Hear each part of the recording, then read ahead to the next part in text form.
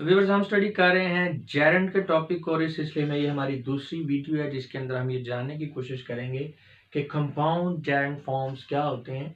A compound gerund form consist of the gerund of have and be followed by a past participle, यानी जो आपका verb B है और have जो है उसकी जो जेरेंड फॉर्म होगी उसके साथ आप पास्ट पार्टिसिपल यूज करेंगे तो ये दोनों चीज़ों को हम क्या कहेंगे, कंपाउंड जेरेंड फॉर्म कहेंगे। Always remember when we refer to the past action, the present forms of gerund, speaking, working, etc. is not used.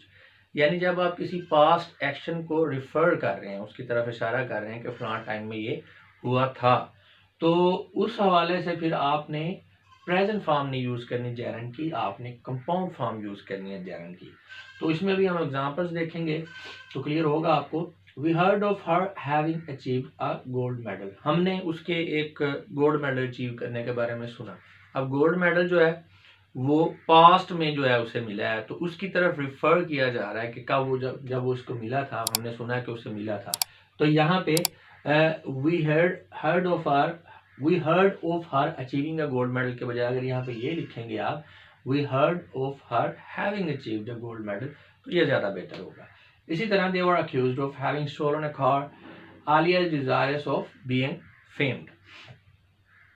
तो लेकिन इसमें एक चीज ये है, however as a rule the present form of the gerund is used for both present and past action. Rule के मुताबिक तो यही है कि आप जो है वो प्रेजेंट फॉर्म यूज कर सकते हैं जेरेंड की प्रेजेंट और पास्ट एक्शन के लिए, लेकिन बेटर ये है कि जब आप पास्ट एक्शन को रेफर कर रहे हैं, अब यहाँ पे तो देखें ना, ये यहाँ पे एक्शन हो रहा है लेकिन यहाँ पे एक्चुअल जब बात की जा रही है तो ज़रूरी नहीं है कि एक्शन जो है वो उसी दौरानिए में हो रहा है। पास के किसी वाक़ये को आप रेफ़र कर रहे हैं, तो पास के किसी वाक़ये को आप जब रेफ़र कर रहे हैं, उसकी तरफ इशारा कर रहे हैं, तो फिर कोशिश कर रहे हैं कि आप जो है कंपाउंड जेरेंड फॉर्म यूज़ करें बजाय इसके कि प्रेजेंट फॉर्म के। बहरहाल रूल के मुताबिक ये है कि आप पास्ट और प्रेजेंट दोनों एक्शंस को जो है वो जेरेंड की प्रेजेंट फॉर्म से एक्सप्रेस कर सकते हैं। अभी एग्जांपल देखेंगे तो आपको मज़ीद क्लियर हो जाएगा। Naveed was accuse of leaving his class. तो नवीद पे इल्ज़ाम था कि उसने अपनी क्लास छोड़ी है।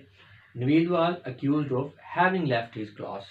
नवीद पे इल्ज़ाम था कि उसने अपनी क्लास छोड़ी है। तो ये दोनों सेंटेंसेस की ट्रांसलेशन सेम ही बन रही है, सेंस इनकी सेम है, लेकिन यहाँ पे ऊपर देख सकते हैं कि आप उसमें प्रेजेंट फॉर्म को यूज़ किया हुआ है और नीचे जो है पास्ट फॉर्म को यूज़ किया हुआ है। तो अब उसमें अब ये हैविंग लिविंग आप देख सकते हैं कि यहाँ पे यूज़ किया है हमने।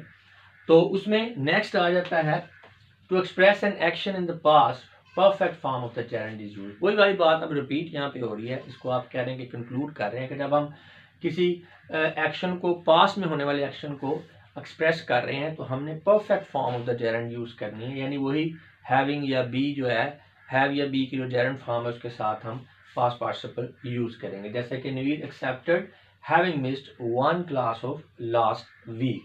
तो यहाँ पे नेक्स्ट में भी ऐसे है, after having left the station they decided to go on foot.